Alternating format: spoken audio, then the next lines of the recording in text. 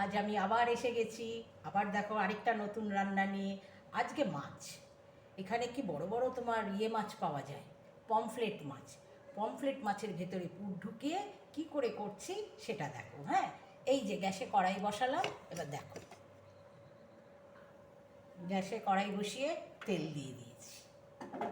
তেল দিয়েছি, এইবার দেখো তেলের মধ্যে আমি কি দিই। তেলের মধ্যে এই যে একদম কুচনো পেঁয়াজ কুচি দিলাম।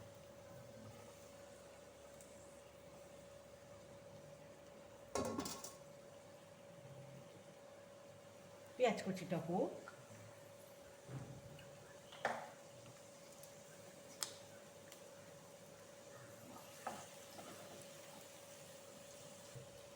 এই দেখো বাটাটা দেখতে পাচ্ছ, এটা সোয়াবিন বাটা। সোয়াবিনের মধ্যে আগে প্রথমে সোয়াবিনগুলোকে তোমার ধুয়ে গরম জলে সেদ্ধ করে নিয়েছি, নিয়ে ওটাকে মিক্স আর কি পেস্ট করেছি।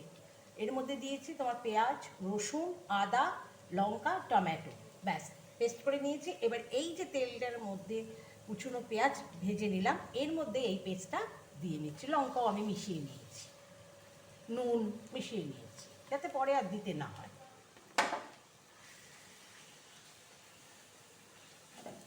এবার পেস্টটাকে আমি একদম ভেজে যেরকম নেয় সেরকম ভেজে নেব।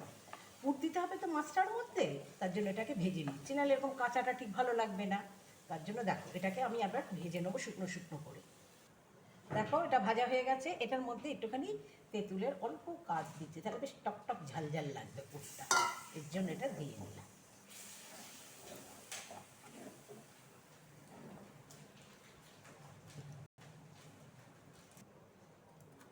এই দেখো এই যে বড় বড় পমফ্লেটগুলো দেখছো, এর ভেতরে পকেট করে নিয়েছি। এই যে দেখো পকেট করে নিয়েছি, এই দেখো পুরো পকেট করা, ভেতরে কাটা ফেলে দেওয়া হয়েছে। পকেট করে এই পকেটের ভেতরে এই পুরগুলো দিয়ে ভাজা হবে।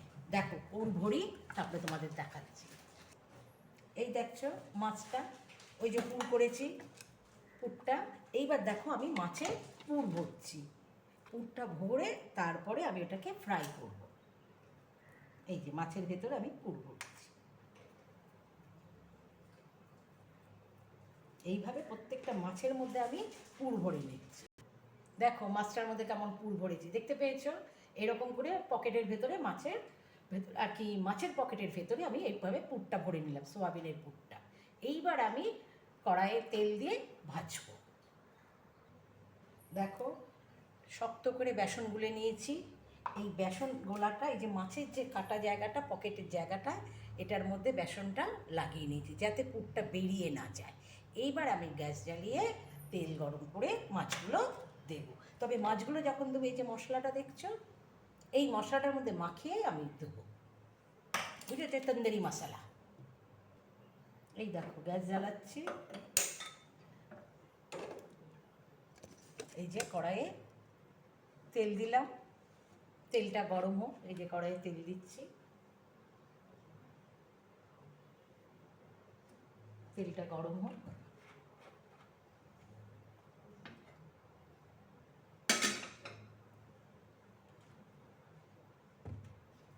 তেল গরম হয়ে গেছে, এইবার এই মাছটাকে এই যে মশলাটা দিয়েছি বললাম, সেই মশলাটা মাখিয়ে ফ্রাই করে নেব।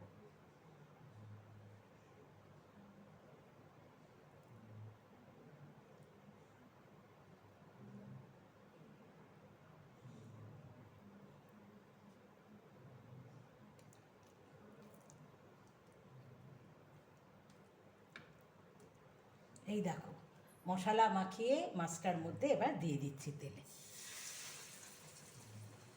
এবার ভাজা হোক। এটাকে আমি অল্প আঁচে ভাজবো, নাহলে পুড়ে যাবে। এই দেখো তন্দুরি পমফ্লেট, এত বড় বড় পমফ্লেট বলে আর ঝাল বা কিছু করলাম না। তন্দুরি পমফ্লেট আজকে খাবার হবে। বাই, পরে আবার হবে দেখা।